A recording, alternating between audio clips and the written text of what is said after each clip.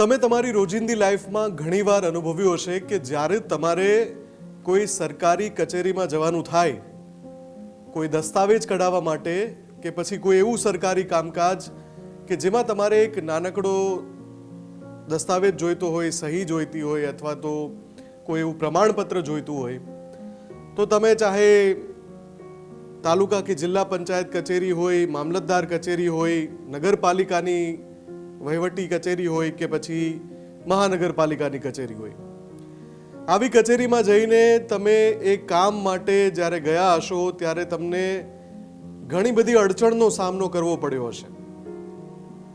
તમને ઘણીવાર ધક્કા ખાવા પડ્યા હશે અને આ સર્વવિદિત છે. સરકારી કચેરીમાં તમે કામ કરાવવા જાઓ એટલે તમારી પાસે આ દસ્તાવેજ નથી, આ નથી, અને તમારું એ કામ ઘણા સમયે થતું હોય છે. આવી હજારો ને લાખો ફરિયાદો આજે પણ આવે છે. દાવા કરીએ છીએ આપણે કે જન સુખાકારી માટે તમામ કામ છે એ એવું બનાવી દેવાયું છે કે નાગરિકોને હેરાન પરેશાન ન થવું પડે, પણ આપણે અસંખ્ય વાર એવું જોયું છે કે નાગરિકો હેરાન પરેશાન થતા હોય છે. એકાદ બે ધક્કે તો એનું કામ થતું જ નથી હોતું. અને હવે મારે વાત કરવી છે સુરત મહાનગરપાલિકા અંતર્ગત આવતા વિસ્તાર વેડ દરવાજા નાસિરનગરમાં થયેલા એ ભૂતિયા ડિમોલિશનની. તમે વિચારો કે તમે એક આમ નાગરિક છો અને તમારું એક નાનકડું કામ છે, એના માટે થઈને તમારે સરકારી કચેરીમાં કેટલા ધરમ ધક્કા ખાવા પડે છે, કેટલું હેરાન પરેશાન થવું પડે છે, કેમ કે તમે એક આમ નાગરિક છો. તમારી પાસે કોઈ એવો હોદ્દો નથી, કોઈ એવું બિરુદ નથી, કોઈ એવું તમગુ નથી, કોઈ એવું બેનર નથી, કોઈ એવી લાગવગ નથી. ત્યાં સુધી તમારું કામ એક જ ધક્કામાં થતું નથી. અસંખ્ય ફરિયાદો છે. તમે જે આંગળી મૂકો એ વિસ્તારમાંથી, એ નગરપાલિકામાંથી, એ મહાનગરપાલિકામાંથી આવી ફરિયાદો તમને મળશે. પણ તમે વિચારો કે એવા જ એક સુરત મહાનગરપાલિકાની અંદર એક આખા વિસ્તારમાં ડિમોલિશનની કામગીરી થઈ જાય છે, રાતોરાત થઈ જાય છે, પોલીસના પ્રોટેક્શનમાં થઈ જાય છે. અને પછી જ્યારે એ ડિમોલિશનના પીડિતો સવાલ ઉઠાવે, મુદ્દો ઉઠાવે, તો એ જ મહાનગરપાલિકા જે તમને એક સામાન્ય કામકાજ માટે અનેક વખત ધક્કા ખવડાવતી હોય છે, એ જ મહાનગરપાલિકા એવું કહી દે છે કે આમાં તો અમારા કોઈ અધિકારી હતા જ નહીં. તમે સમજો છો, એક આખું ડિમોલિશનનું કામકાજ થઈ જાય છે તો શું કોઈ પણ એ દસ્તાવેજી પ્રક્રિયા વગર થઈ જતું હશે? પોલીસનું પ્રોટેક્શન જો બોલાવવામાં આવ્યું તો કોઈ દસ્તાવેજી પ્રક્રિયા વગર થઈ ગયું. આખું જે ડિમોલિશન જે આખા ગુજરાતમાં અત્યારે ચર્ચામાં છે, ભૂતિયા ડિમોલિશનના નામે, શું એ દસ્તાવેજી પ્રક્રિયા વગર થઈ ગયું? મૌખિક આદેશોના આધારે થઈ ગયું? કોઈ પણ પ્રક્રિયા હાથ ધરાયા વિના પોલીસનો કાફલો ત્યાં ખડકાઈ ગયો, પોલીસે ત્યાં કાફલો એમનામ જ મોકલી દીધો? શું કોઈ લેખિત કામકાજ થયું જ નહોતું? એટલે આ જ હકીકત છે આપણા આ કહેવાતા વહીવટી તંત્રની, કહેવાતા વહીવટી તંત્રના બાબુઓની. તમે વિચારો તો ખરા કે એ સુરત મહાનગરપાલિકા કે જેમાં સત્તા છે ભાજપની, અને એ જ સુરતની અંદર એ કામરેજ વિસ્તાર કે જ્યાં આ ઘટના બની છે, નાસિરનગરમાં જે ડિમોલિશન થયું, ત્યાંના ધારાસભ્ય વિનુ મોરડિયા ન્યૂઝરૂમ પર આવીને કહે છે કે આમાં જે જવાબદારો છે એની વિરુદ્ધ કાર્યવાહી થવી જોઈએ.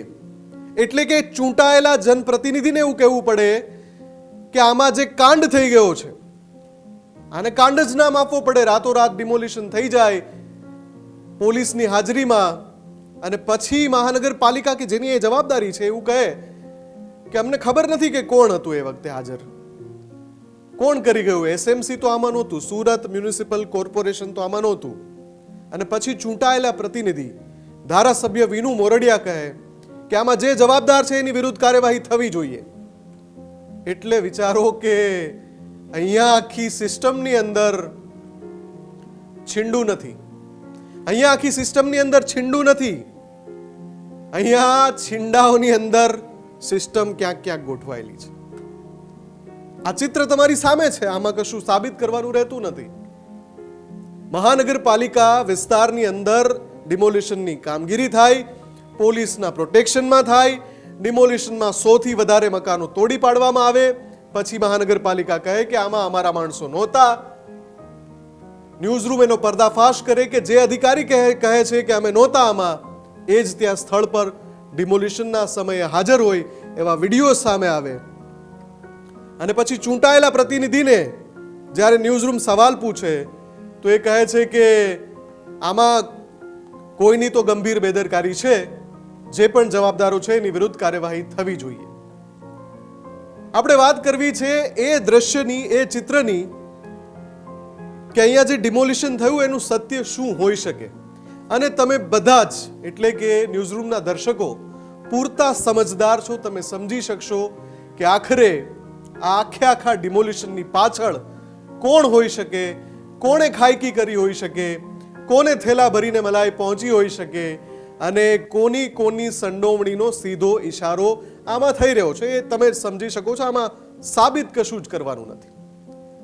નમસ્કાર, હું છું મુફદ્દલ કપાસી, આપ જોઈ રહ્યા છો editors point with MK.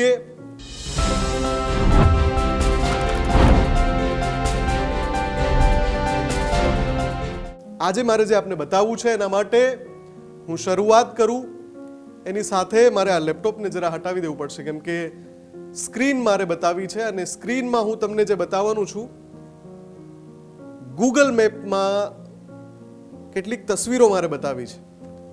A Google મેપની તસવીરો સુરતના નાસિરનગર વિસ્તારની જ છે. હું તમને બતાવીશ, તમે અંદાજો લગાવજો કે આમાં કોણે ભેગા મળીને કાંડ કર્યો છે. કેમ કે આ કાંડનો વિલન કોણ છે એ હજુ પ્રસ્થાપિત થવાનું બાકી છે. કદાચ મનપાના મોટા માથાઓ, સુરત મહાનગરપાલિકાના મોટા માથાઓ એમાં જ લાગ્યા છે કે આમાં વિલન કોને બનાવવા. કેમ કે હજુ સુધી કાર્યવાહી તો થઈ નથી, તો વિલન કોને બનાવવા એની જ અત્યારે ગડમથલ ચાલી રહી છે, મડાગાંઠ પડેલી છે કે વિલન જાહેર કોને કરવા.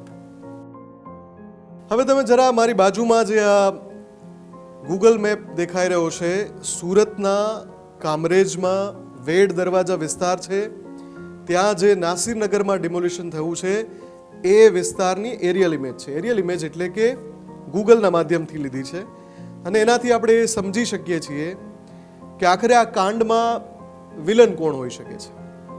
તમને અહીંયા દેખાય છે કે આ જે ઝૂંપડપટ્ટીવાળો વિસ્તાર છે એ નાસિરનગર વિસ્તાર છે, કે ત્યાં મોટા પાયે ડિમોલિશન હાથ ધરાયું. અને ડિમોલિશન કોણે કર્યું, સુરત મનપા હજુ પણ એમાં માથું ખંજવાળે છે, ઇરાદાપૂર્વક માથું ખંજવાળે છે, કેમ કે સુરત મનપાના એ માથાઓને તો ખબર જ છે કે આની પાછળ વિલન કોણ છે.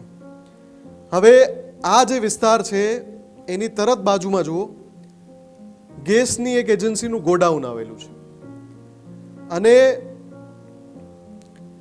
જ્યાં ડિમોલિશન થયું છે એની આ બાજુ બિલ્ડરનો પ્રોજેક્ટ છે. એ જ બિલ્ડરનો પ્રોજેક્ટ કે જ્યારે આ ડિમોલિશનની ખબર સામે આવી, આંગળી ચીંધાઈ એ બિલ્ડરની સામે. એ જે બિલ્ડરનો પ્રોજેક્ટ છે, જે અહીંયા આ જે ખાલી જગ્યા દેખાય છે, આ ખાલી જગ્યામાં એ બિલ્ડરનો પ્રોજેક્ટ છે. હવે એ બિલ્ડરનો પ્રોજેક્ટ અત્યારે તો ઘણો બધો આનાથી પણ આગળ વધી ગયો છે, નિર્માણાધીન પ્રોજેક્ટ છે, ચાલુ છે, બાંધકામ ચાલુ છે. એ અત્યારે ગૂગલમાં હજુ અપડેટ નથી થયું એટલે દેખાતું નથી, પણ આ જે ખાલી જમીન દેખાય છે ત્યાં બિલ્ડરનો પ્રોજેક્ટ છે. તમને ખબર પડે એટલે હું આમાં ટેક્સ્ટ પણ મરાવી દઉં છું કે અહીંયા બિલ્ડરનો પ્રોજેક્ટ છે. સામે તમે જે જોઈ રહ્યા છો એક ફ્લાયઓવર જઈ રહ્યો છે. એ જે ફ્લાયઓવર જે જઈ રહ્યો છે એ આગળ ક્રોસ કરે છે વેડ દરવાજા રોડને, અને આ જે ફ્લાયઓવર છે એની તરત સામેની બાજુ આ ત્રણ વસ્તુ આવેલી છે. બિલ્ડરનો પ્રોજેક્ટ, નાસિરનગર કે જ્યાં ડિમોલિશન થયું છે, ને એની પછી તમે કેનાલ જોઈ શકો છો, અને કેનાલની પછી જે છે એ ગેસનું ગોડાઉન છે. હવે આ જે ત્રણ વિસ્તાર છે એમાં વચ્ચેની જગ્યા ખાલી કરાઈ છે, તો ગેસની એજન્સી માટે તો નથી કરાઈ, બહુ સ્વાભાવિક છે, કેમ કે જે વિસ્તાર ખાલી કરાયો એની પછી પણ ઝૂંપડપટ્ટી છે જ, ને પછી ગેસનું ગોડાઉન આવે છે. જ્યાં જગ્યા ખાલી કરાવાય છે ડિમોલિશ કરીને 100 થી વધારે મકાનો રાતોરાત, એ કાંડની પાછળ આ બિલ્ડરના પ્રોજેક્ટ સામે, નિર્માણાધીન જે પ્રોજેક્ટ છે એની સામે આંગળી ચીંધાઈ રહી છે. હવે આ જે પ્રોજેક્ટ જેનો પણ છે એણે અને જે સ્થળ પર જે ઝોનલ અધિકારી ત્યાં હાજર હતા રામજીવાલા, એ પછી જે માથાઓ હજુ સામે નથી આવ્યા, પડદા પાછળ છે, એ બધાએ કયા કયા પ્રકારનું સેટિંગ કર્યું છે એ અંદાજો તમારે લગાવવાનો છે. એક નિર્માણાધીન બિલ્ડરનો પ્રોજેક્ટ, એની બાજુમાં રાતોરાત ભૂતિયા ડિમોલિશન થાય, કોણ આવીને કરી જાય ખબર નથી પડતી. હા, પોલીસની હાજરી છે ત્યાં. તમારે એક દસ્તાવેજ કઢાવવો છે તો 25 ધક્કા જ્યાં ખાવા પડે, એ સરકારી કચેરીમાંથી ડિમોલિશનની આખી પ્રોસેસ થઈ જાય છે. મનપા કહે છે કે ભાઈ અમારા કોઈ અધિકારી નહોતા. પોલીસ પ્રોટેક્શન ક્યાંથી આવી ગયું? અને પછી જ્યારે મીડિયા જ્યારે એમાં શોધખોળ કરે છે તો મનપાના અધિકારી મળી આવે છે. એ જ અધિકારી મળી આવે છે જે મીડિયાના કેમેરા સમક્ષ એવું કહેતા હતા કે હું હાજર નહોતો ત્યાં, આમાં SMC નો એટલે કે સુરત મ્યુનિસિપલ કોર્પોરેશનનો કોઈ રોલ નથી, આમાં અમને ખબર નથી કોણ, તમે જઈને તપાસ કરો. તો મીડિયાએ એનું કામ કર્યું, તપાસ કરી, તો આ ભાઈ જ મળી આવ્યા જે ઇનકાર કરતા હતા. એટલે આ ગૂગલ ઇમેજથી તમે અંદાજો લગાવી શકો છો કે એક બિલ્ડરના નિર્માણાધીન પ્રોજેક્ટની બાજુમાં ઝૂંપડપટ્ટીનો જે આખો નાસિરનગર વિસ્તાર છે ત્યાં રાતોરાત જે ડિમોલિશન થયું છે, એ ડિમોલિશન કોણે, કયા સંજોગોમાં, કેવા કેવા સેટિંગ કરાવીને કર્યું હશે, એ સીધી કાંચ જેવી બાબત છે. ધારાસભ્ય વિનુ મોરડિયાએ સાફ કહ્યું કે આમાં કોઈ તો છે જેની ગંભીર બેદરકારી છે.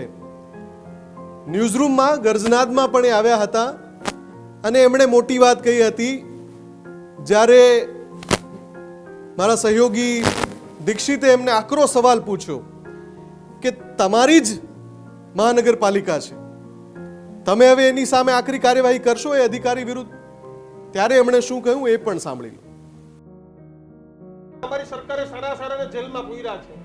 આ ઉદાહરણ તમારી સામે બોલતો પુરાવો છે. તમારો વિડિયો ફોટો જોવો તમને ફરીથી. પણ એ તો હજી એને આગળ ક્યાં કર્યું હતું? તમારી સરકાર પૂછશે કે નહીં વિનુભાઈ? મને એટલો જવાબ આપો, તમારી સરકાર અધિકારી જેલમાં પૂરશે? આનું સાબિત થશે એટલે આને જેલમાં પૂરશે. વિનુભાઈ દિલ ઉપર હાથ મૂકીને, અને હું એમ કહું છું, મારી વાત સાંભળો, આગળના જેટલા લોકો, આના આગળ જેટલા લોકો, જે લોકોના પૂર્વાર્ચા પછી છેલ્લે બધાને જેલમાં પૂર્યા છે કે નથી પૂર્યા, IAS અધિકારી, આ સરકારે IAS અધિકારી સુધી જેલની પાછળ નાખ્યા છે અને સસ્પેન્ડ કર્યા છે. એટલે આગળના ઉદાહરણ છે સરકારના. આને હજી અત્યારે કર્યું છે અને અત્યારે આ કર્યું છે તો એની ચોક્કસ એની તપાસ થશે. પણ એની એક સિસ્ટમ હોય છે.